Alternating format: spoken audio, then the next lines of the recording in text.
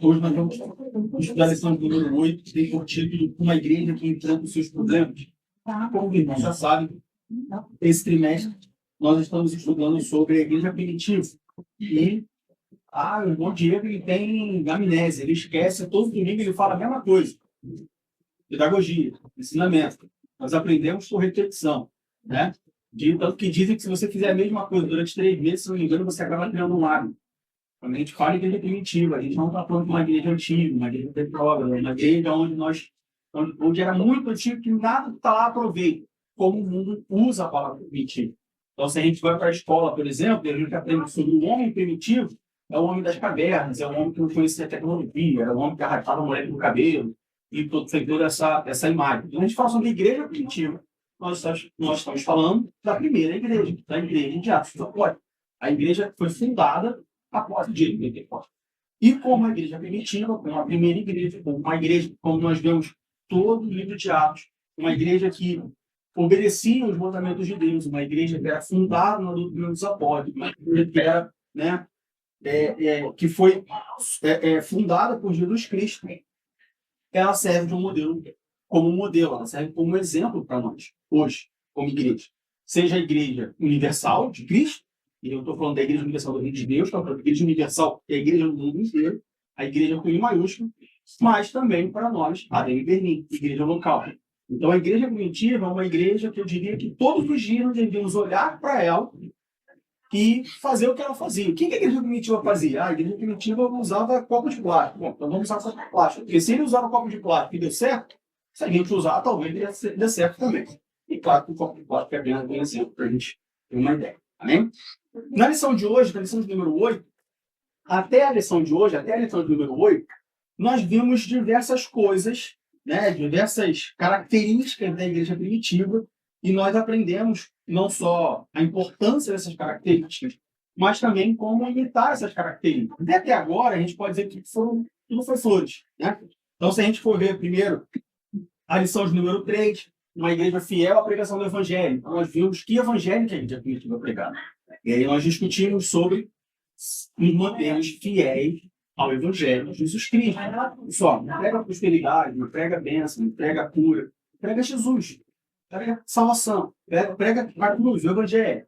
Aí depois uma igreja cheia do Espírito Santo. Nós vimos a importância do Espírito Santo dentro da igreja. A forma como o Espírito Santo age. Depois nós vimos uma igreja cheia de amor. Uma igreja não conivente com a mentira. E nós estudamos lá a passagem de Ananias e Safira, que mentiram para os apóstolos e por isso foram fulminados. Não fulminados, mas morreram instantaneamente.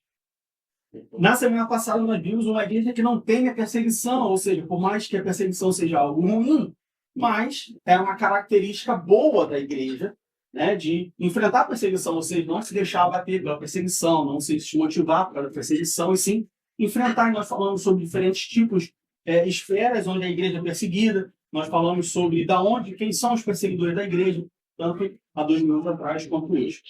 Hoje, na lição número 8, a gente pode dizer que a gente tem um choque de realidade. Mas como assim, Diego? Por que um choque de realidade?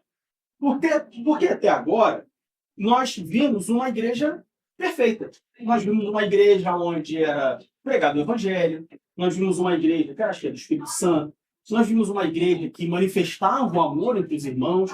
Nessa lição nós falamos sobre aquela passagem em que, lá em Atos capítulo 4, se não me engano, onde Lucas diz que todos tinham tudo em comum, ou seja, eles vendiam as suas posses, depositavam aos pés dos apóstolos para que todas as necessidades fossem resolvidas. Então, a gente vê uma igreja cheia de amor, onde todos se ajudavam, onde todos tinham tudo em comum.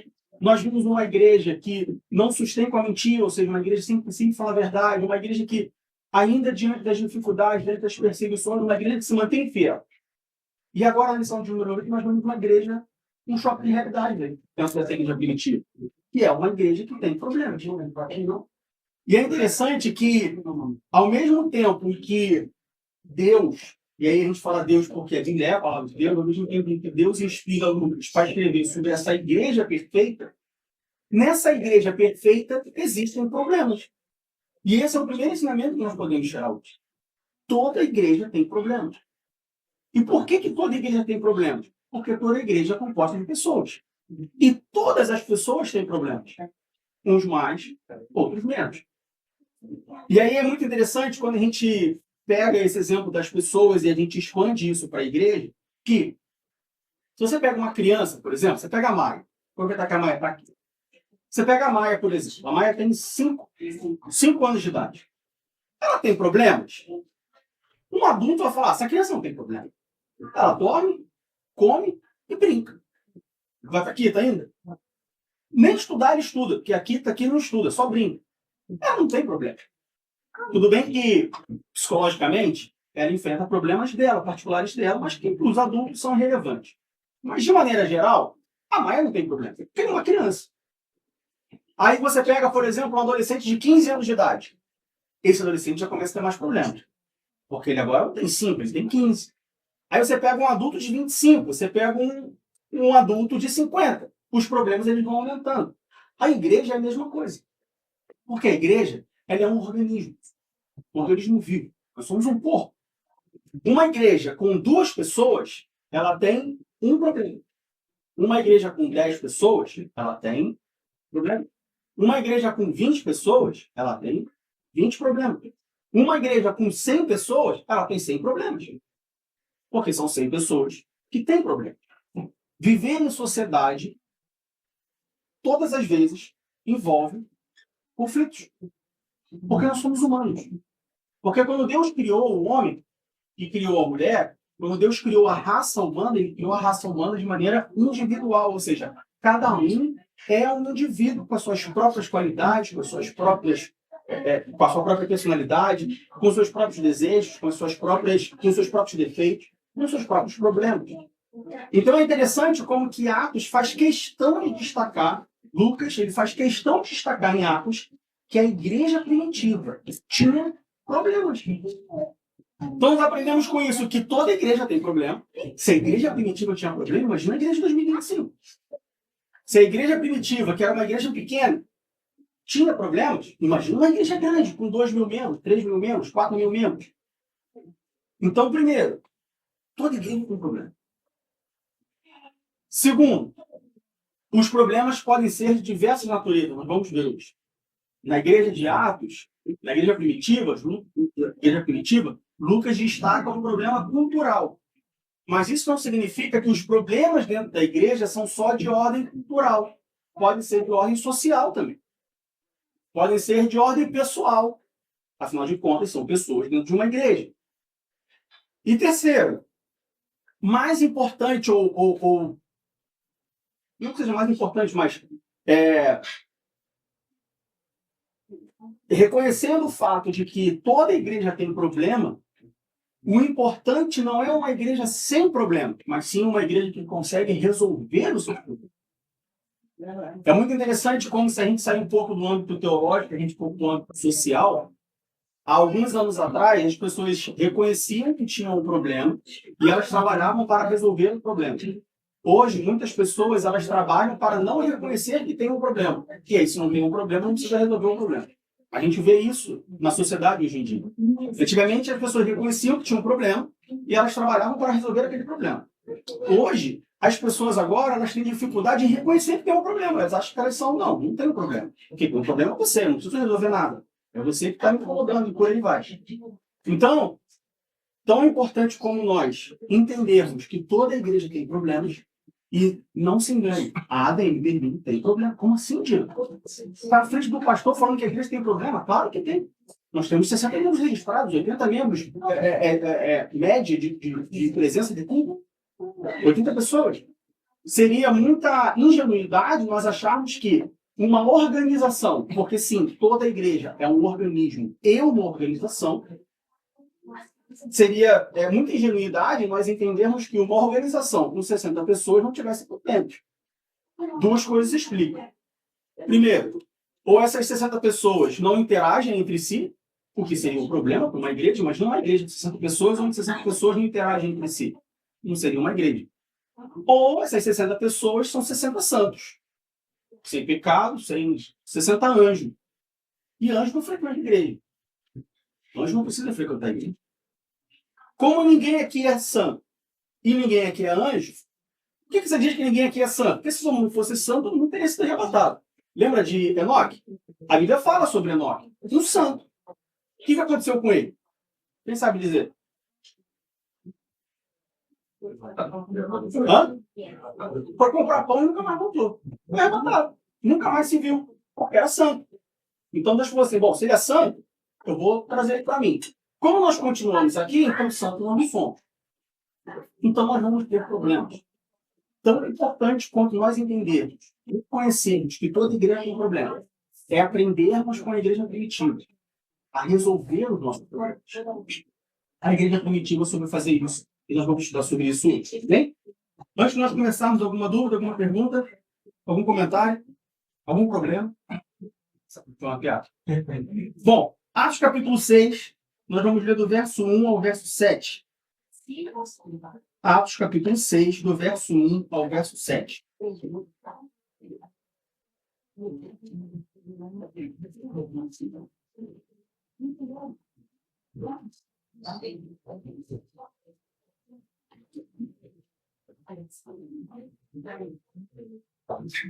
Todos acharam?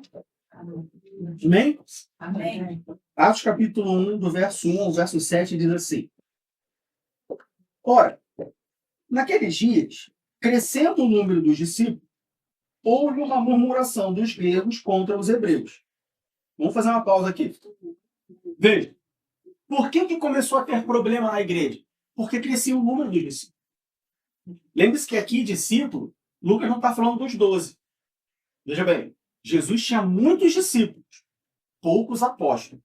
Tá? Jesus tinha 12 discípulos que eram apóstolos. Mas Jesus tinha muito mais do que 12 discípulos.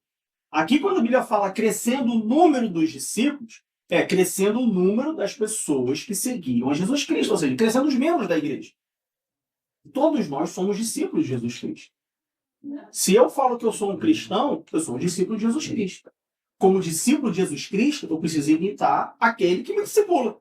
Não é esse o princípio de um discípulo? Nós imitarmos aquele que nos ensina, nós imitarmos aquele que nós seguimos. Fica a dica. Se eu sou cristão, eu sou discípulo. Se eu sou discípulo, eu preciso imitar o meu mestre. Eu preciso fazer o que o meu mestre fez. O que o meu mestre me ensinou, o que o meu mestre disse para eu fazer. Então nós vemos aqui que a igreja ela crescia. Ó, naqueles dias, crescendo o número dos discípulos, houve uma murmuração dos gregos contra os hebreus. O que estava acontecendo aqui? A gente vai falar mais para frente, mas de maneira geral, começou a crescer o número dos membros e começou a ter problema entre eles. A gente vai ver mais à frente o que são esses problemas. Porque as suas viúvas eram desprezadas no ministério cotidiano. Versículo 2. E os 12, aqui está falando dos apóstolos, e os 12, convocando a multidão dos discípulos, disseram: não é razoável que nós deixemos a palavra de Deus e servamos as mesas. Escolhei, pois, irmãos dentre vós, 7 varões de boa reputação, cheios do Espírito Santo e de sabedoria. Veja, cheios do Espírito Santo e de sabedoria, na mesma frase. Tem coisa importante aqui. Aos quais constituamos sobre este importante negócio. Mas nós perseveraremos na oração e no ministério da palavra. E este parecer contentou a toda a multidão. E elegeram Estevão, homem cheio de fé e do Espírito Santo, e Filipe, e Prócoro, e Nicanor, e Timão, e Pármenas, e Nicolau, prosélito de Antioquia. E os apresentaram ante os apóstolos, e estes, orando, lhes impuseram as mãos. E crescia a palavra de Deus, e em Jerusalém se multiplicava muito o número dos discípulos, e grande parte dos sacerdotes obedecia à fé. Bom, a igreja primitiva aqui ela se encontrava numa situação no que nós podemos chamar de dor do crescimento. Todo ser humano, até onde eu sei, né, o ortopedista tem a dor do crescimento. Chega um momento que você começa a sentir dor e você vai no médico e ele fala assim, não, essa é a dor do crescimento. Está crescendo, porque está crescendo, seus ossos estão escondidos, porque eles estão escondidos, isso causa dor. Aqui a gente pode dizer que a igreja começou a sofrer da dor do crescimento. Que dor é essa? A igreja começou a crescer. E ela começou a crescer, e começaram os problemas dentro da igreja. Como a gente já falou, toda igreja tem problemas. Uma igreja com pouco membro, tem pouco problema. Uma igreja com quantidade média de membros, médio problema. Uma igreja com muito membro, muito problema. Uma igreja com infinitos membros, infinitos problemas. O único lugar onde nós não teremos problemas de natureza nenhuma, é no céu. Porque no céu só entra assim. Tá bem? Então, se eu não quero ter problema na minha vida, bom, ou você ora para pedir para Deus te levar mais rápido, ou você ora para ele voltar mais rápido. Porque aí você vai para o céu e aí não tem problema. Então, a igreja começou a enfrentar problema. E qual era o problema que eles começaram a enfrentar? Murmuração entre os gregos e os hebreus. E aqui a gente precisa entender quem eram os gregos e quem eram os hebreus. Os hebreus eram os judeus, falavam aramaico. Os gregos eram judeus helenistas, que falavam grego. Por que helenistas? Porque eles eram judeus influenciados pela cultura grega, pela cultura helênica. E isso começou a causar uma discussão entre os dois grupos. Porque de um lado você tinha judeu, vamos colocar assim, judeu raiz, e do outro lado você tinha judeu Nutella. Né? Popular para a gente, né, separar os grupos.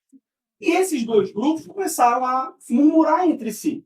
E a causa principal da murmuração era por conta das viúvas, como diz no final do versículo 1. Porque as suas viúvas, ou seja, as viúvas dos hebreus, dos gregos com os hebreus, as viúvas dos gregos, dos judeus helenistas, eram desprezadas no ministério cotidiano, ou seja, elas não recebiam a ajuda necessária, elas não recebiam o auxílio necessário. Então a igreja, ou a ajuda, né, da igreja como um todo, ela chegava para um grupo de pessoas e não chegava para o outro grupo de pessoas. Isso começou a causar murmuração entre eles. Isso começou a causar um problema.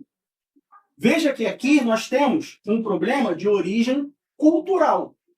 Eram culturas diferentes. Era o mesmo povo, judeus, mas, apesar de eles serem judeus, mas você tinha judeus raiz, judeus que falavam aramaico, judeus que eram judeus de fato, e judeus helenistas, judeus influenciados pela cultura grega. Então aqui o problema, primariamente, e aí, claro, a gente não pode dizer que só houve esse problema, esse foi apenas o único problema, ou um dos poucos problemas citados em Atos dos Apóstolos acerca da igreja primitiva, mas certamente existiram outros problemas. Mas esse problema específico era um problema de ordem cultural, culturas diferentes, que fez com que tivessem problema. Numa igreja, você pode ter problemas de ordem cultural, culturas diferentes. Então, aqui, por exemplo, é uma igreja onde é possível que haja problemas de ordem cultural. Por quê? Porque nós somos uma igreja que tem membros brasileiros, membros alemães, membros angolanos, membros portugueses, membros moçambicanos, membros sul-africanos,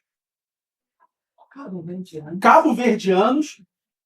Então, numa igreja, nós temos 7 culturas diferentes. Ah, mas português, angolano, moçambicano, cabo-verdiano e brasileiro é tudo a mesma coisa. Não, não é a mesma coisa. Cada um tem a sua cultura. Cada um tem o seu jeito. Então, aqui é uma igreja aonde pode ser que existam, se já não existiram, problemas de ordem cultural. Mas os problemas dentro de uma igreja também podem ser de ordem social. Você tem uma igreja, por exemplo, onde metade da igreja é rica, milionária, bilionária, e metade da igreja é pobre de não ter o que comer em casa. Vai gerar problemas sociais, sem sombra de dúvida. Pode ser que aqui aconteça problemas sociais. Diego, mas a gente mora na Alemanha, a gente mora na Europa, é uma cidade, é um país que, né, tem políticas sociais e aqui todo mundo tem tudo. Sim, mas não é que pelos salários ou pelo nível social ser um pouco mais nivelado, não significa que não há distinção, que não há diferenças. Pode ser que aqui na igreja já tenhamos ou vamos vir a ter problemas de ordem sociais. Mas na igreja também acontecem problemas de ordem pessoais. O que são problemas de ordem pessoais? Pessoalmente. Eu tenho um problema com a irmã Maria. Não tenho com a irmã Jéssica, não tenho com a irmã Letícia, não tenho com o Caio, não tenho com o pastor, não tenho com ninguém. Só tenho com a Maria. Ou a Maria só tem comigo. Problemas pessoais. Acontece. Sabe onde mais acontecem problemas pessoais? Um grande centro de problemas pessoais. Olha que interessante. Um casamento. Um casamento tem problemas pessoais. Por quê? Porque são 2 pessoas. Ou seja, para nós termos problemas pessoais, nós só precisamos de 2 pessoas. Eu cresci com a mãe me ensinando, quando um não quer, dois não brigam. Todo mundo conhece esse ditado? É, mas pura verdade. Para ter uma briga, para ter um conflito, para ter um problema pessoal, a única coisa que precisa são de duas pessoas. Se nós temos uma igreja, e aí falando da Daniel Berlim, com 60, 80 pessoas, isso significa que nós temos 60, 80 possibilidades de ter um problema pessoal. Na igreja primitiva também tinha problemas pessoais. Então veja que numa igreja, problemas vão sempre existir. Não é uma questão de se, é uma questão de quando. Agora, esses problemas podem ser de ordem pessoal, de ordem social e de ordem cultural. Algumas igrejas só têm problemas pessoais, outras igrejas pessoais e sociais.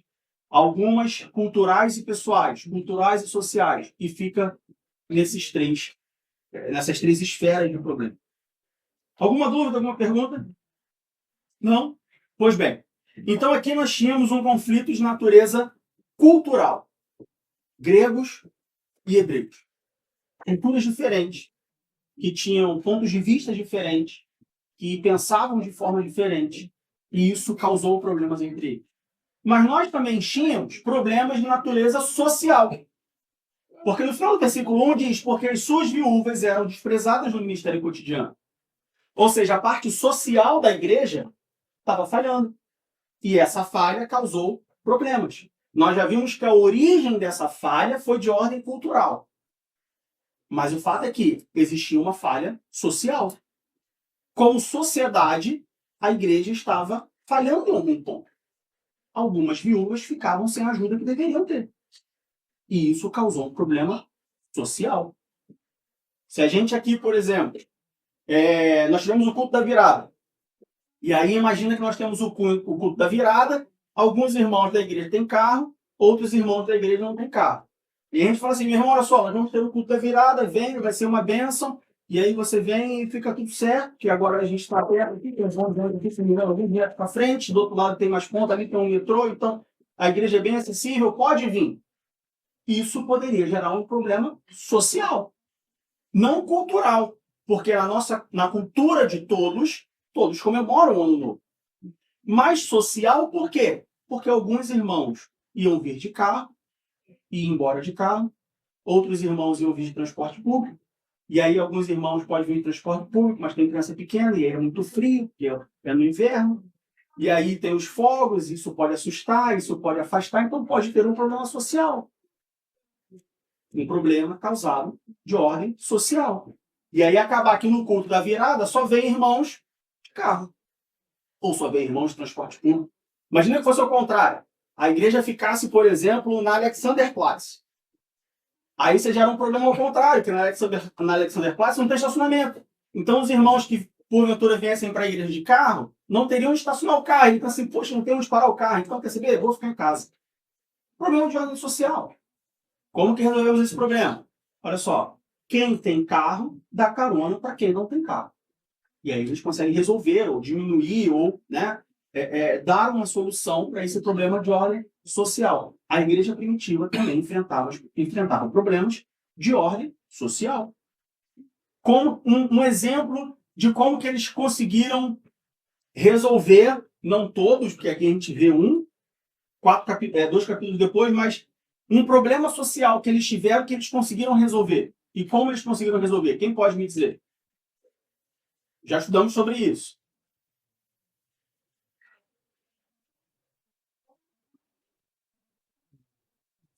Falamos sobre isso no início da aula. Dentro desse texto bíblico? Dentro da igreja, um problema social que surgiu e que foi resolvido. Eu quero saber qual foi o problema e como que eles resolveram. Um problema social. De vender as propriedades. Um problema social, veja bem. Dentro da igreja, tinham pessoas com propriedade e tinham pessoas que não tinham nada. Um problema social. Como que eles resolveram esse problema social?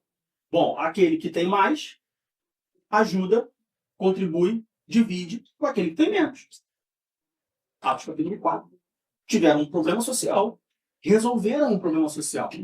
Como que eles resolveram um problema social? Repartindo. Tem uma palavrinha que resume tudo. 4 letras. Amor. E aí já fica a dica que alguns problemas precisam de soluções específicas.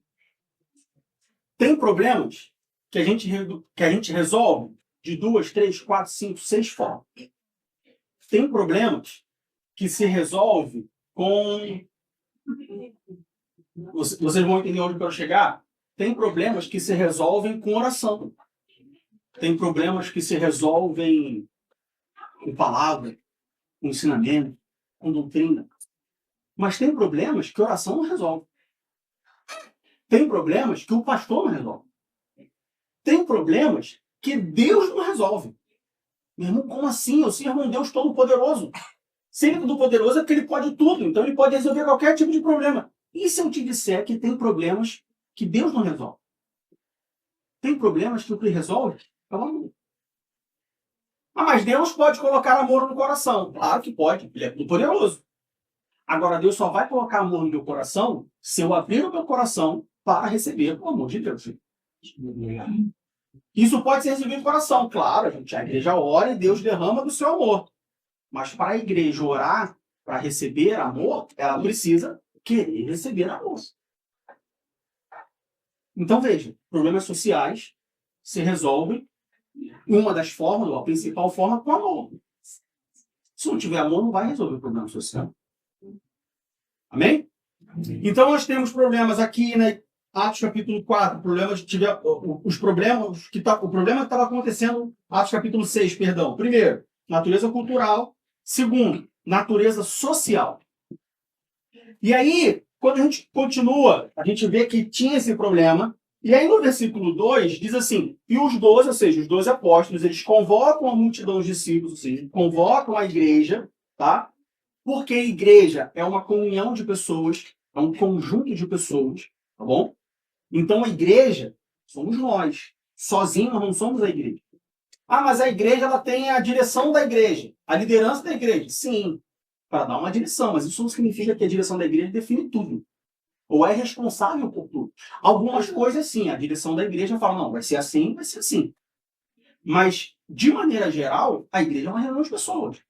Os discípulos, os apóstolos, aqui os 12, eles não podiam tomar essa decisão sozinhos, eles precisavam da assembleia da igreja. Por isso que é importante a participação de todos. Vamos para o novo local. Nós vimos o novo local. A direção da igreja viu um novo local em Lankwitz. Mas é longe. A direção da igreja não podia tomar essa decisão sozinha. Então, a direção da igreja precisa da participação de todos para que toda a igreja chegasse a um denominador comum. Se vamos para Lankwitz ou se vamos procurar outro lugar. Aqui os apóstolos reuniram os discípulos e disseram, não é razoável que nós deixemos a palavra de Deus e sirvamos às mesas. E aí aqui nós temos uma passagem, se não me engano o pastor usou essa passagem. Você usou essa passagem? Na consagração dos diáconos. Aqui nós temos a instituição dos diáconos, ou seja, os apóstolos se reúnem, convocam a igreja e falam assim, olha só, nós os apóstolos, estamos focados em doutrinar a igreja, em pregar a palavra de Deus. A gente não consegue fazer isso e resolver os problemas da igreja. Então vamos fazer o seguinte, vamos escolher algumas pessoas que vão ser responsáveis por resolver os problemas, enquanto nós, os apóstolos, ficamos com a palavra de Deus, ficamos com a doutrina, ficamos com o ensino. E aí aqui a gente começa a aprender sobre prioridade. Veja bem, quando a gente fala sobre prioridade, na vida, nós temos prioridade maior, ou seja, uma coisa mais prioritária que a outra, certo? Nós temos prioridade menor, ou seja, uma coisa é menos prioritária do que a outra. E paramos por aí? Sim ou não? Meio, né? E temos a prioridade igual. Uma coisa é tão prioritária do que a outra. Muitas pessoas usam esse texto de maneira errada, para não dizer mal intencionada, para dizer que os apóstolos aqui, eles não queriam se dar o trabalho de resolver os problemas e por isso chamaram outras pessoas. Ou porque aqui fica explícito, fica claro que a palavra de Deus, e é que a gente pode colocar a ordem, a natureza espiritual da coisa, tem mais prioridade do que os problemas de ordem cultural ou social. Não. O que nós vemos aqui é que tem a mesma prioridade. Diego, então por que os apóstolos não resolveram os problemas, mas sim escolheram pessoas para resolver os problemas? Já ouviram a frase, cada um no seu quadrado? Cada um tem um objetivo, cada um tem uma missão, cada um tem um papel a cumprir. Uma pessoa não pode fazer tudo. Se uma pessoa fizer tudo, alguma coisa vai ficar mal feita. Então aqui não é que a prioridade espiritual era maior, mas sim que, já que tinham pessoas cuidando da parte espiritual, se essas pessoas agora se preocupassem com a parte espiritual e com a parte social, nesse caso, ou com a resolução dos problemas, vamos colocar assim, alguma coisa ia falhar. Ou os problemas não seriam bem resolvidos, ou a palavra não seria bem explicada, bem pregada, bem doutrinada. E isso não pode acontecer. Então vamos dividir. É o famoso dividir para conquistar. Então a gente divide, a gente coloca pessoas específicas em funções específicas para que os problemas sejam todos resolvidos. Tanto os de ordem espiritual, quanto os de ordem física, natural, congregacional, social, cultural, seja lá qual o nome que você quiser dar. Então nós vemos aqui que dentro da igreja, todos os trabalhos têm a mesma prioridade. E eu vou provar para você que isso é verdade. Imagina uma igreja de ordem espiritual, onde ela coloca como prioridade máxima as coisas espirituais. E todas as outras têm menos prioridade do que a parte espiritual. Então, é uma igreja que ora muito, é uma igreja que prega, assim, o evangelho puro e simples, é uma igreja que ensina muito, é uma igreja onde o Espírito Santo opera de forma maravilhosa. Vamos entrar mais sobre isso, mas, de maneira geral, pelo menos para quem está de fora, o Espírito Santo desce todo culto e é aquela coisa maravilhosa e fala em língua estranha, e tem revelação, e tem profecia, e tem visão. É aquela coisa, assim, fantástica. Mas aí, se tem algum problema, por exemplo, de ordem social, isso fica despriorizado. Primeiro a gente resolve o espiritual, depois a gente resolve o social. É uma igreja desbalanceada. As prioridades não estão sendo bem alinhadas. Diego, então, vamos ver uma outra igreja. Uma igreja onde a parte social da igreja é fantástica. Assim, ó, ninguém passa dificuldade, ninguém passa perrengue, todo mundo se ajuda. É uma igreja multicultural, tem pessoas de toda a parte do mundo e todos conseguem conviver bem. Tem um grupo de diáconos, um grupo de obreiros que, olha, se pensar em ter um problema, nem chega a ter um problema, porque a solução do problema chega antes. Mas, por conta disso, por conta de muitas tarefas, muitas coisas, é uma igreja que não ora muito, assim, o culto fica um pouco mais, né, mais frio, vamos dizer assim, mais superficial. Veja bem, porque sabe como é uma igreja focada em outras coisas e tal, porque nós vivemos num país, num mundo onde as pessoas são muito carentes, então essa parte social ela precisa de mais atenção. Uma igreja desbalanceada. Quando a gente olha para Atos dos Apóstolos, quando a gente olha para a igreja primitiva, nós vemos que tudo tinha a mesma prioridade. Tudo é importante. Sabe por que tudo é importante? Porque Deus é amor. Se Deus é amor, como ele vai manifestar a sua presença num lugar onde não tem amor? Deus também é a ordem. Ordem no sentido não de dar ordem, mas no sentido de ter as coisas ordenadas. O Espírito Santo, ele opera no local onde há ordem, organização. Como o Espírito Santo vai agir numa igreja que não tem organização? De que adianta uma igreja ser espiritual demais, pregar o evangelho, orar, o Espírito Santo descer dentro da igreja? Mas quando a igreja vai para fora, sai da igreja, quando os membros saem da igreja, tudo aquilo fica dentro da igreja. Não faz sentido. Afinal de contas, a igreja, nós, não somos para nós somos para o mundo. Jesus não disse, olha, se reúnem, formam a igreja e fecham um grupinho e vivam isolados. Ele falou, olha, ide por todo mundo e pregar o evangelho da criatura. Então a manifestação do poder de Deus, a doutrina, o agir do Espírito Santo, ele deve ser primeiro para nós, depois para o mundo. Mas não no sentido de prioridades diferentes, e sim no sentido de continuidade. A gente vê isso em Atos dos Apóstolos, com a igreja primitiva. Ficar em Jerusalém até que do alto sejam revestidos de poder. Eles ficaram em Jerusalém e o Espírito Santo desceu. Todos foram revestidos de poder. Depois disso, o que aconteceu? Capítulo 3. Samaria. Depois que eles foram revestidos de poder, a primeira coisa que aconteceu, uma pregação do evangelho com 3 mil homens se convertendo. Ou seja, primeiro eles foram revestidos, como ato contínuo, seguindo o revestimento de poder para o mundo. Usar esse Espírito Santo para o mundo. Então veja que dentro da igreja, tudo tem a mesma prioridade. Diego, olha só, veja bem, eu sou administrador de empresa, eu trabalho no ramo há 40 anos. Se tudo tiver a mesma prioridade, alguma coisa vai dar errado. Para tudo ter a mesma prioridade, é por isso que nós precisamos de todos comprometidos. Porque se nós temos uma igreja com 60 pessoas, e as 60 pessoas são comprometidas, então nós conseguimos dar a mesma prioridade para tudo. Ah, Diego, mas com 60 é fácil. E se forem 200? Se todos os 200 forem comprometidos, então nós conseguimos dar a mesma prioridade para tudo. Ah, Diego, com 60 e com 200? Mole. Mas eu vim do Brasil, eu vim sei lá de onde você veio, e na minha igreja tinha 3 mil pessoas. Se 3 mil pessoas forem compromissadas, essa igreja vai conseguir dar a mesma prioridade a tudo. Diego, como que você afirma isso? Igreja primitiva, nosso modelo. Eles conseguiram dar prioridade para tudo. Mas por que eles conseguiram? Porque todos eram comprometidos.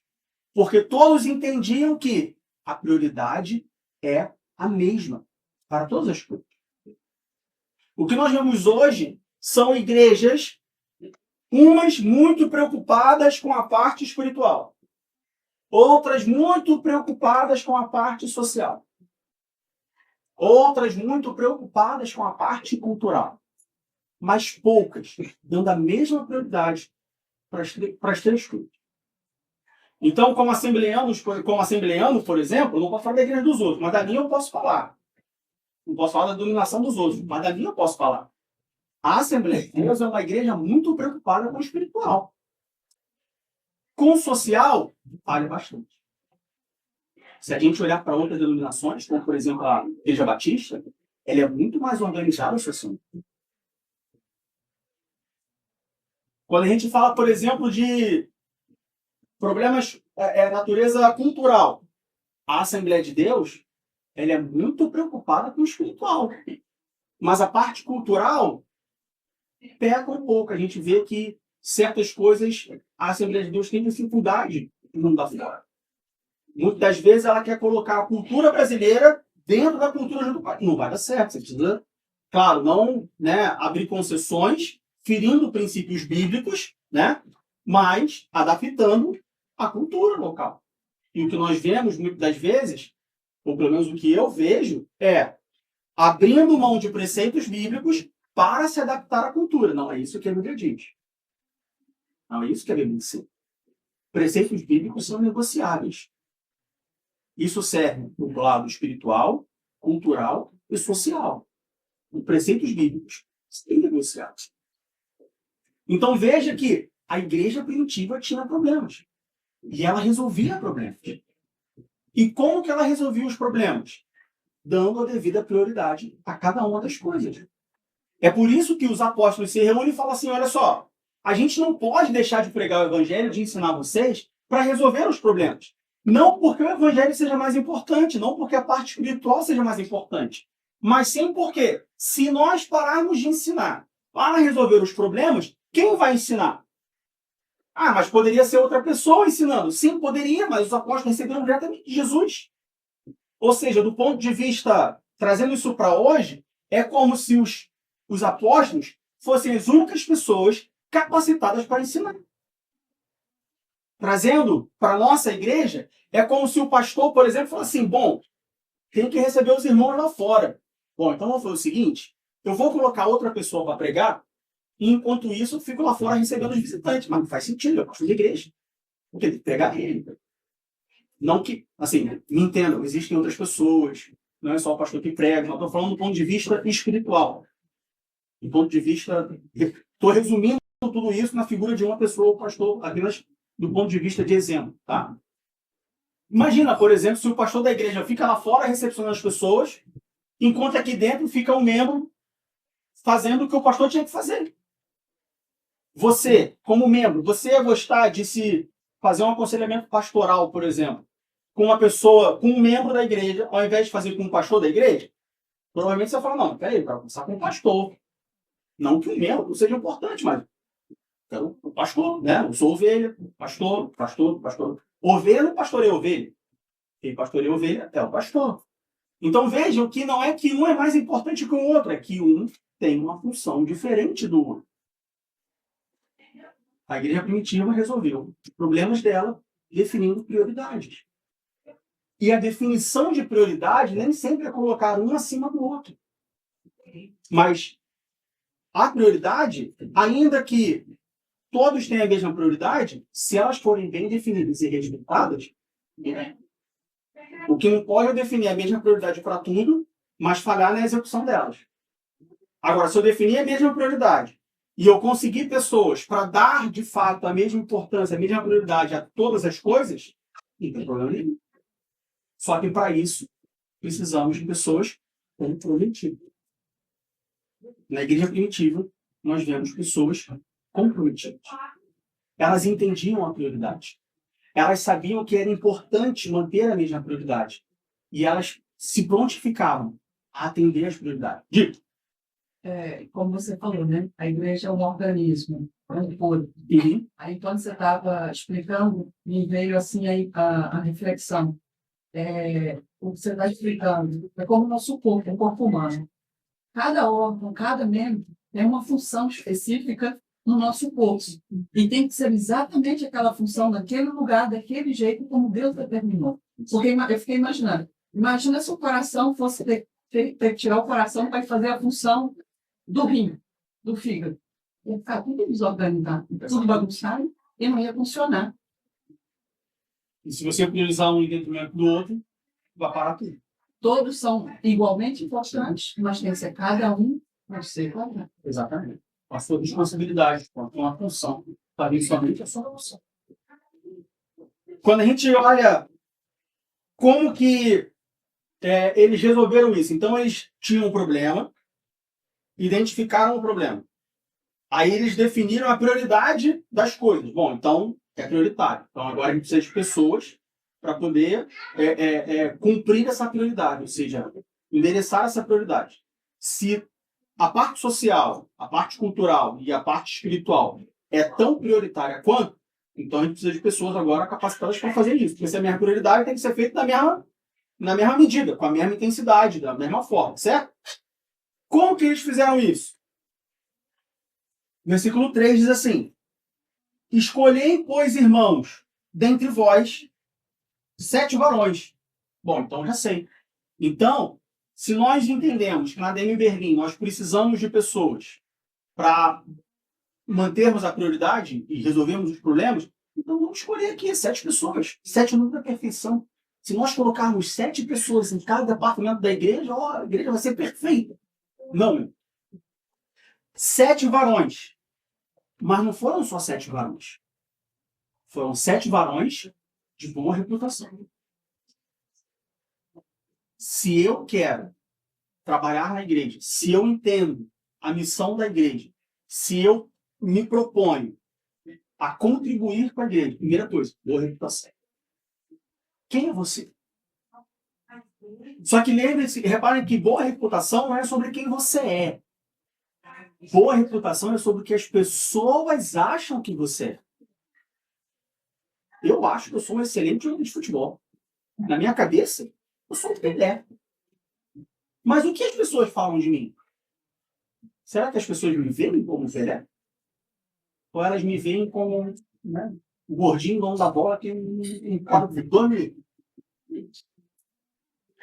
Os apóstolos escolheram 7 varões. A igreja escolheu 7 varões de boa reputação. É sobre o que dizem que você é. Testemunho. Depois disso, só boa reputação serve. Mas o quê?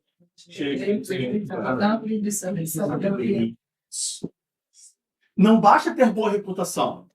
Cheios de Espírito Santo e sabedoria. São 2 coisas, são 2 características, mas a gente pode dizer que é uma característica composta. Sabe o nome? Tem pessoas que têm nome composto, né? João Pedro. Aí eu já tive essa experiência de, sei lá, conheci uma criança, que o nome da criança era João Pedro. Aí eu chamei a criança de João. Aí ele falou, João não, João Pedro. Aí te chama de Pedro. Pedro não, João Pedro. Ou seja, é um nome só que composto. Aqui nós temos uma característica composta. E é interessante que em algumas atribuições, só ser cheio do Espírito Santo basta. Em outras atribuições, só ter sabedoria basta. Mas para isso, eles precisavam ser cheios do Espírito Santo e sabedoria, característica composta. Como que você prova isso, Diego? Tem uma vírgula antes dos cheios e uma vírgula depois de sabedoria. Então aqui a gente vê que cheios do Espírito Santo e sabedoria é uma característica composta para alguém que vai endereçar os problemas da igreja. O que isso significa? Que só uma pessoa cheia do Espírito Santo não resolve. Só uma pessoa com sabedoria, muito menos. Somente uma pessoa cheia de sabedoria e cheia do Espírito Santo pode resolver os problemas da igreja. E Diego, já desisto já. Eu estava mandando uma mensagem aqui para o pastor para dizer que eu estou apto, já vou deletar a mensagem, porque coisa é uma igreja. São almas. Não é um clube onde você pode chegar a pessoa e falar assim, olha só, meu irmão, desculpe, mas você não está conforme a regra desse clube. Vai ter outro clube ali, pode ir lá. Eu vou nem cobrar esse mês para você. Não, é uma igreja. São almas. São pessoas. Que nós daremos conta. Nós daremos conta. E quando eu falo nós, não sou eu, a liderança, o pastor, não. Nós daremos conta, porque nós somos a igreja. Nós daremos conta. Por isso precisamos ser cheios do Espírito e sabedoria. Veja que, além disso, quando a gente olha essas características, veja que os apóstolos, eles não escolheram qualquer pessoa. Veja que isso é muito interessante. E mais interessante ainda é que você só começa a ter essa percepção quando você começa a ficar mais envolvido com a liderança da igreja. Tá? É como se fosse a prática com a teoria. Muitas pessoas se prontificam para ajudar. Ou às vezes você fala assim, precisamos arrumar as cadeiras da igreja. Porque, né, desarruma e limpa e tal, então a gente precisa de alguém aqui para chegar mais cedo para arrumar as cadeiras da igreja. E aí alguém pode falar assim, para arrumar a cadeira qualquer pessoa serve. Alguém discorda? Ou concorda? Para arrumar a cadeira da igreja. Temos um problema na igreja. As cadeiras estão sempre desarrumadas. Precisamos resolver esse problema e vamos resolver esse problema designando uma pessoa para arrumar as cadeiras da igreja. É natural alguém falar assim, não, a pessoa resolve. Ela só precisa ter 2 braços. Né? Ter força para subir a cadeira e ter o mínimo de coordenação motora para alinhar as cadeiras. Não é assim que a gente pensa? Não. Ela precisa ser de boa reputação, cheia do Espírito Santo e sabedoria. Mas, meu irmão, ela vai arrumar a cadeira. Sim. Boa reputação, cheia do Espírito Santo e sabedoria. Irmão, só, você não está entendendo. Essa pessoa, ela vai arrumar a cadeira. Sim.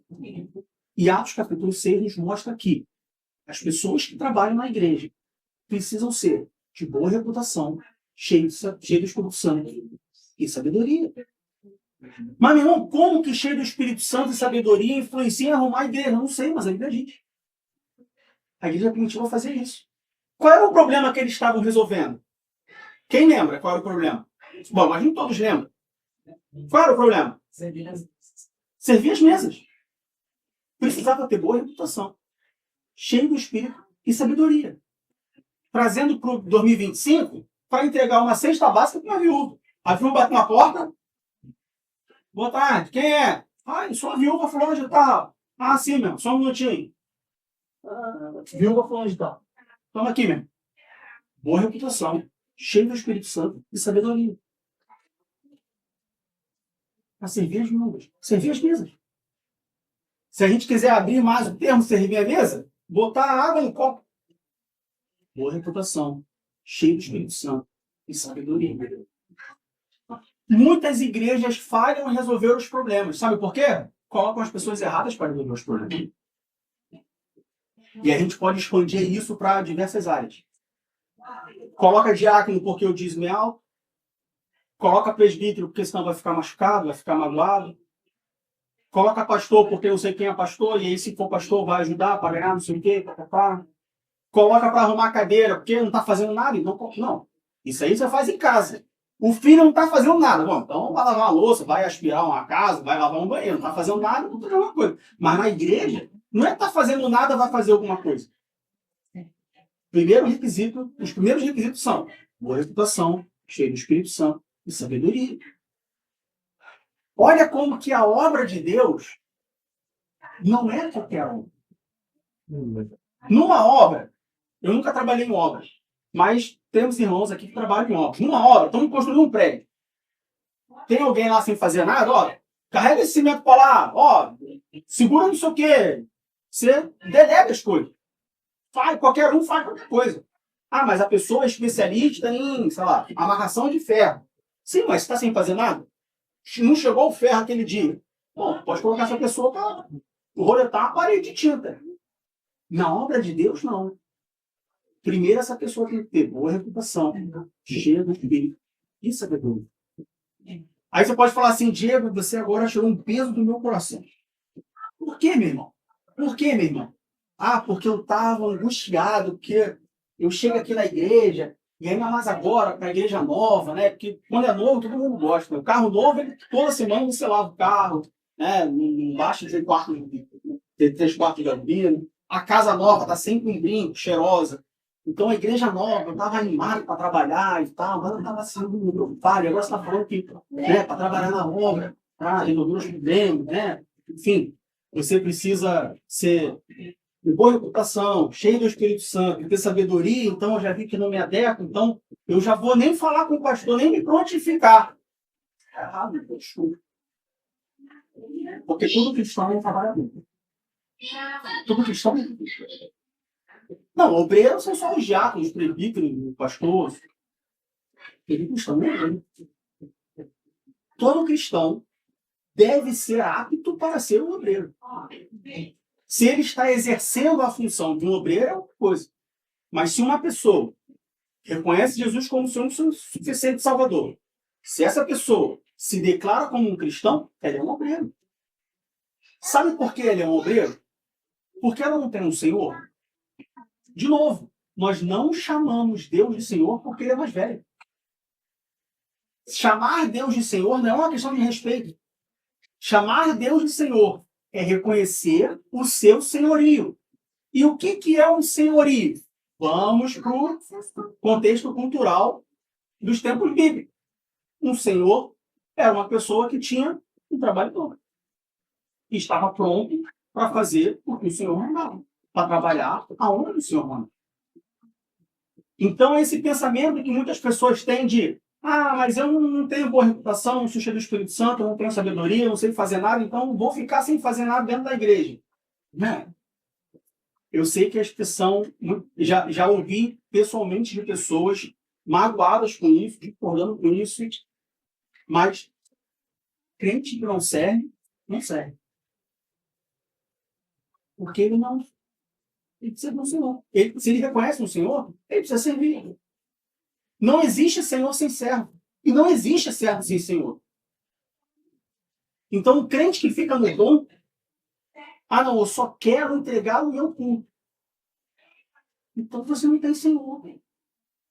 Porque quando a gente fala de senhorio, não existe a possibilidade, a chance, em tempo bíblico, por exemplo, de um senhor ter um servo, mas não contar com esse servo.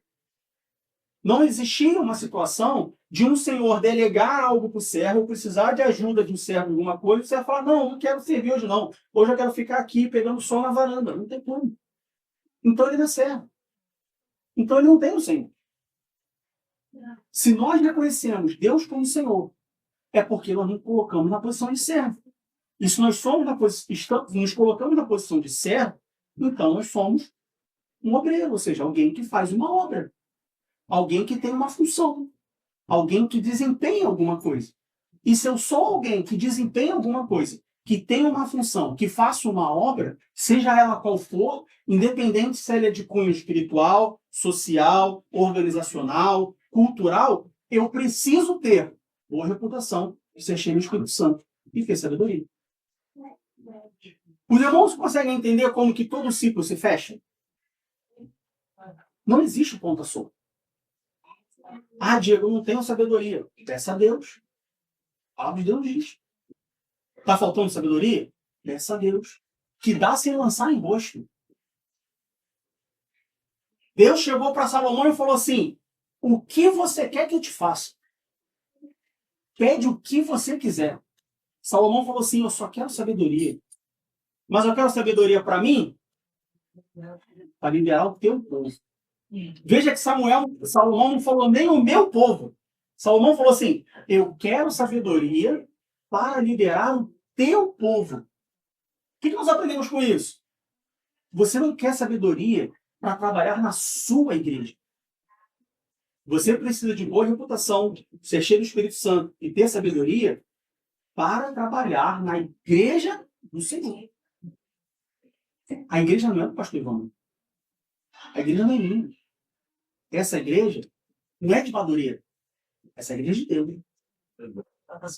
Convencionada a convenção de Madureira.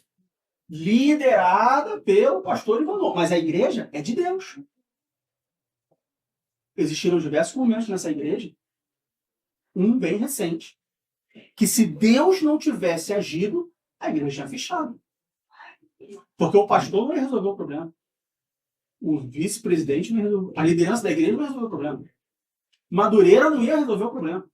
A igreja ia fechar. E por que não fechou? Porque o dono da igreja não quis que fechasse. Então, quando nós servimos na igreja, nós servimos ao dono da igreja. E aí, olha como que o ciclo se fecha de novo. Se eu estou servindo a Deus, então eu preciso ter boa reputação, ser cheio do Espírito Santo e sabedoria. Porque o serviço a Deus não tem como dar jeitinho. Porque o serviço no trabalho, eu posso falar assim, chefe, tem uma palavra em inglês chamada migraine, que traduzido em português é enxaqueca. E quando eu vim para a Alemanha, eu nunca tinha ouvido falar essa palavra antes, migraine. Mas quando eu cheguei aqui, eu aprendi que migraine é enxaqueca. Por quê? Porque toda segunda-feira de manhã alguém estava com migraine, alguém estava com enxaqueca. Porque toda sexta-feira, emenda de feriado, né, o Brooktag.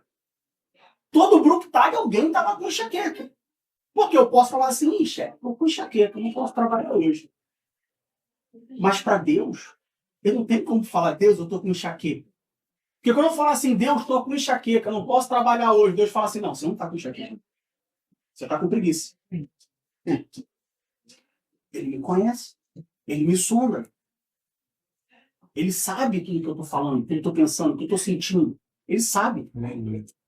Para o bom ou para o mal, ou para o bem ou para o ruim, o Deus que nós servimos, o nosso Senhor, aquele para o qual nós trabalhamos, ele sabe de todas as coisas.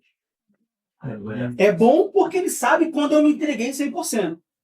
Mas é ruim quando ele sabe que eu não me entreguei 100%. A igreja tinha problema, ele admitiu. E os problemas da igreja não impediram a igreja de avançar. Veja que isso acontece no capítulo 6 de Atos dos Apóstolos. Lá no início da igreja. Fresquinho. Igual a gente aqui, ó. Fresquinho. Pouca gente. Tal. E quando a gente olha, continua olhando a história da igreja, a gente vê que os problemas da igreja, que aqui é relatado um problema, 2, 3, meia dúzia de problemas, mas seria ingênuo nós pensarmos que a igreja primitiva só teve esses problemas listados aqui no livro de Atos. Os problemas da igreja não impediram a igreja de avançar. Por que os problemas não impediram? Os problemas da igreja não impediram a igreja de avançar? Porque eles resolviam os problemas. Eles sabiam que tinham problemas e eles resolviam os problemas. Tem um problema na igreja? Resolva. Ah, mas ele é de ordem cultural. Vamos resolver. Pega um brasileiro, um moçambicano, um angolano, um português, um sul-africano, um alemão, um cabo-verdiano, ou só tem uma, né? Até você. Pega a cabo-verdiana, bota junto numa sala e fala assim, meus irmãos, a gente só sai daqui quando resolver o problema. O que está pegando aí? O que está acontecendo? Ah, não, é porque o brasileiro fala assim, porque eu... Então vamos resolver. Ah, mas isso é um problema de ordem social. Porque tem metade da igreja muito rica, a outra metade é muito pobre. Vamos resolver. Pega um representante aí dos ricos, pega um dos pobres, pega um do classe média, bota junto e vamos resolver. São cheios do Espírito Santo. Sabedoria. Boa reputação. Vamos resolver. Ora, né? Vamos lá, quando a gente vai para o versículo 6, quando vai para o versículo 5, diz assim: e este parecer contentou a toda a multidão, e elegeram Estevão, homem cheio de fé e do Espírito Santo, e Filipe, e Prócoro, e Nicanor, e Timão, e Pármenas, e Nicolau, prosélito de Antioquia. E os apresentaram ante os apóstolos, e estes, orando, lhe impuseram as mãos. Agora veja que resolver o problema não é, vamos resolver um problema de ordem social. Sim, vamos resolver. Não, porque Karl Marx diz. Não, porque o comunismo fala. Não, porque o capitalismo ensina. Não, isso aí é o que o mundo diz. Problemas da igreja não se resolvem com soluções do mundo. É interessante isso. Veja bem, aprendam isso. Problemas da igreja não se resolvem com soluções do mundo. Porque a igreja não é o mundo. Agora, problemas do mundo se resolvem com a igreja. Tem um pastor chamado Rodrigo Silva, ele deu uma entrevista, ele já falou isso algumas vezes, e eu achei muito interessante essa reflexão dele. Que ele fala o seguinte: pega uma Bíblia e vários outros livros de filósofos de todas as épocas e coloca dentro de um presídio. Assim, pega um presídio, divide esse presídio em vários grupos. Num grupo você dá Bíblia, no outro grupo você dá Karl Marx, no outro grupo você dá capitalismo, no outro grupo você dá Buda, no outro grupo, Platão, enfim. Depois de um tempo, o único que teve mudança é a Bíblia.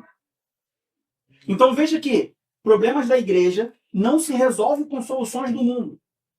Mas problemas do mundo se resolvem com soluções da igreja.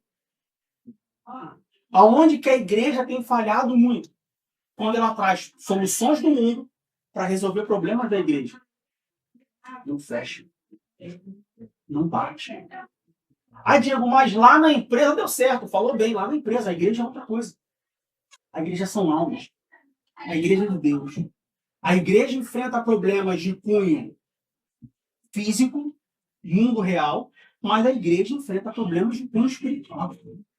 É por isso que quando os apóstolos definem as prioridades, eles colocam o espiritual, o social, o cultural, o pessoal, todos na mesma prioridade. Porque a gente não pode baixar a prioridade de um problema ou outro. Porque eles estão sempre interligados. Já aconteceu da gente pegar um problema que é uma coisa banal. E aí você resolve de forma banal. O negócio não funciona. Não anda. Espiritual. Tudo que acontece no mundo físico já aconteceu no mundo espiritual antes. Não sei. O pé da cadeira não parafusa. Você troca não parafusa. Pode ser um problema do nosso espiritual. Precisa orar. Não precisa de alguém forte para parafusar. Não precisa da ferramenta certa. Nesse caso, a ferramenta certa é oração. Vamos orar. Mas tem vezes que oração não é só oração que resolve. Precisa de alguém, um alemão, para ligar para o imobiliário e falar só, se tu não mandar o contrato hoje, eu não quero mais. Não foi? Precisou.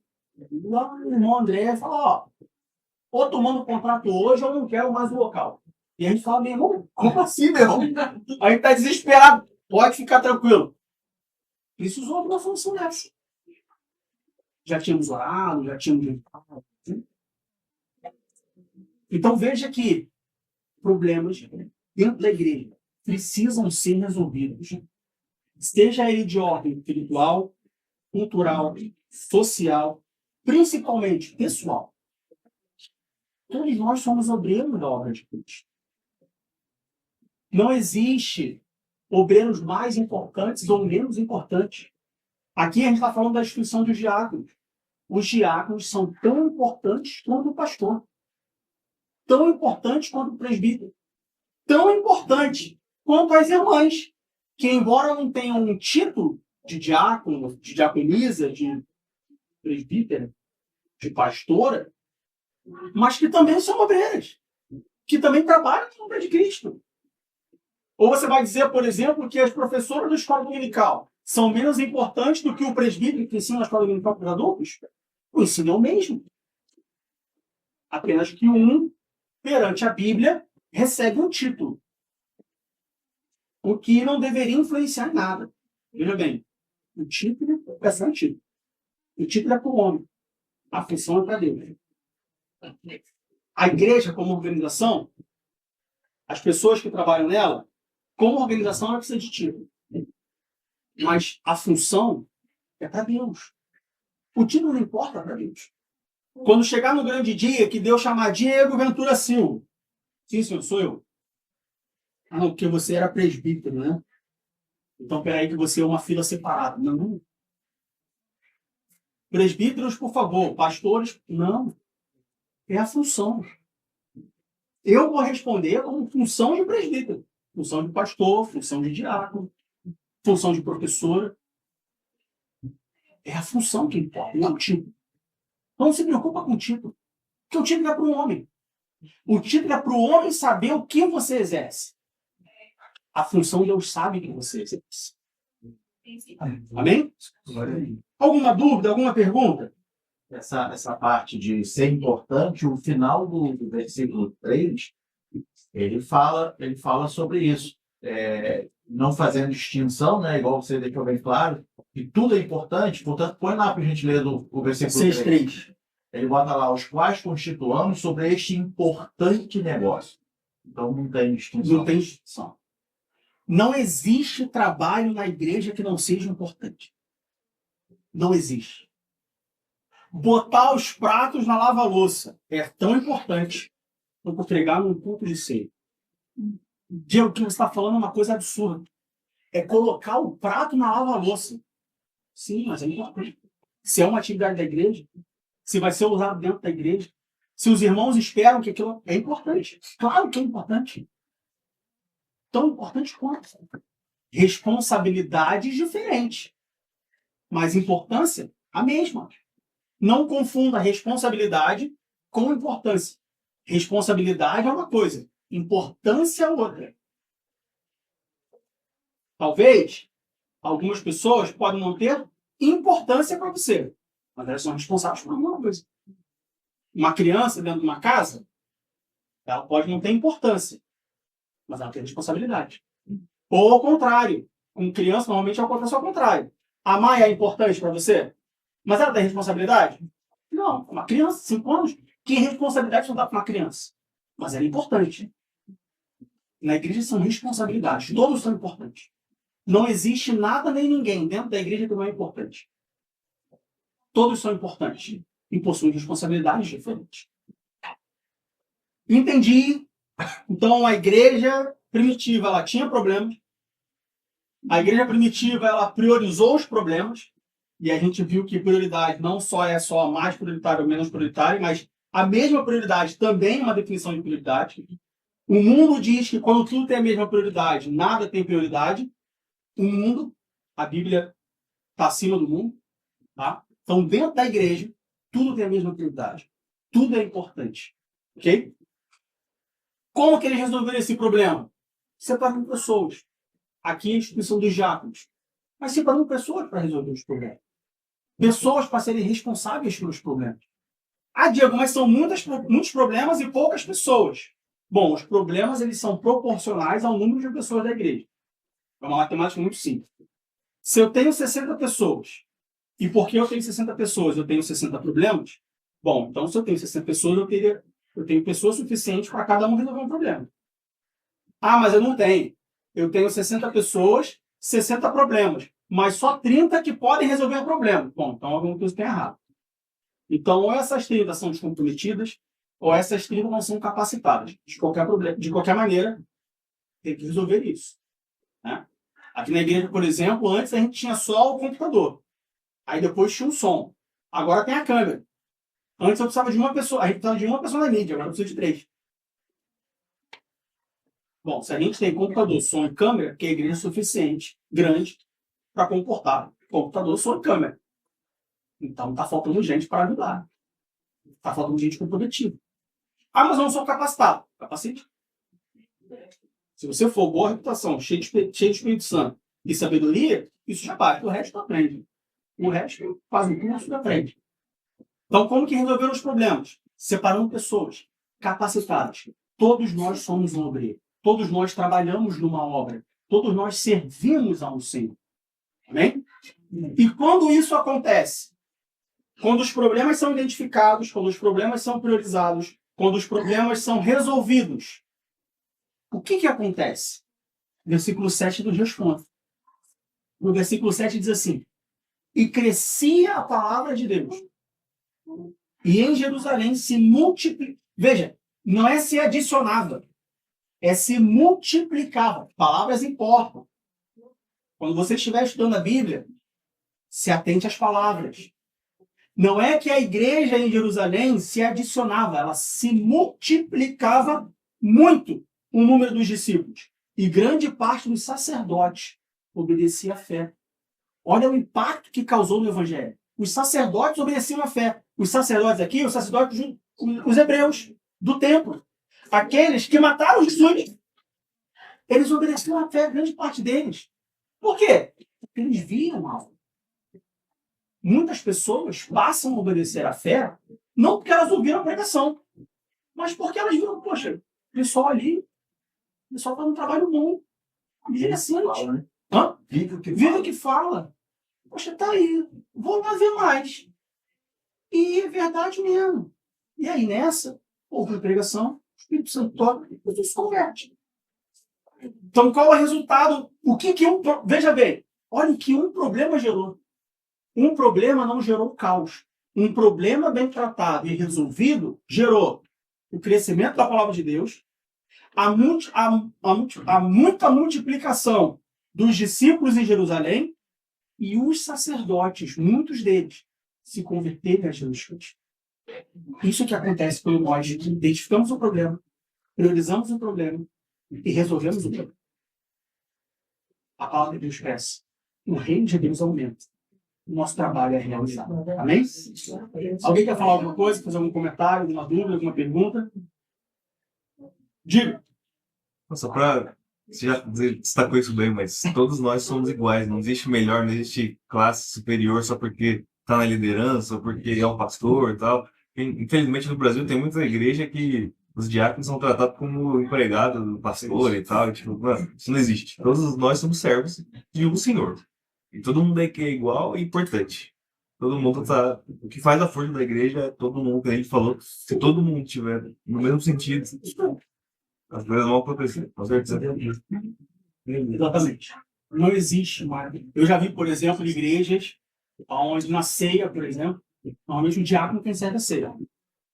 Aí na ceia, o diácono não serve o pastor só pode ser servido por um pastor. Por quê? O diácono não é digno de servir um pastor? Quando é o diácono servir? Isso não existe. Isso é coisa do homem. Se você presenciar isso, se você ver isso, primeira coisa, ora. Segunda coisa, aprenda na Bíblia. Outra coisa aí, você ora a Deus e aprende a direção. Tem informação dele, né? Quando a gente fala de irmão, Um dia eu chamei um pastor de irmão, falei, irmão, aí outra desculpa, eu falei, não, eu sou teu irmão. Mas não é? Eu já chamei um pastor de irmão e o pastor falou, não, pastor. Eu Eu falei, deixei de ser irmão porque eu virei pastor. Eu sou irmão. A primeira coisa que eu sou é irmão. Irmão. Eu conheci muito perto, eu vivi muito tempo com um homem que era um dos pastores mais reconhecidos, não só no Brasil, no mundo. Toda vez que ele atendia o telefone, ele falava, irmão e nome. Todos aí. Isso me ensinou que, antes de qualquer coisa, depois de irmão, aí eu sou diácono, presbítero, pastor, bispo, apóstolo, o nome que eu quiser. Talvez trabalho, bananeiro. Mas primeiro eu sou irmão. Se eu não conseguir ser irmão, não adianta ter outro tipo. Primeiro eu sou irmão. Primeiro eu sou irmão. Amém? Vamos ficar de pé então para adorarmos e encerrarmos a palavra de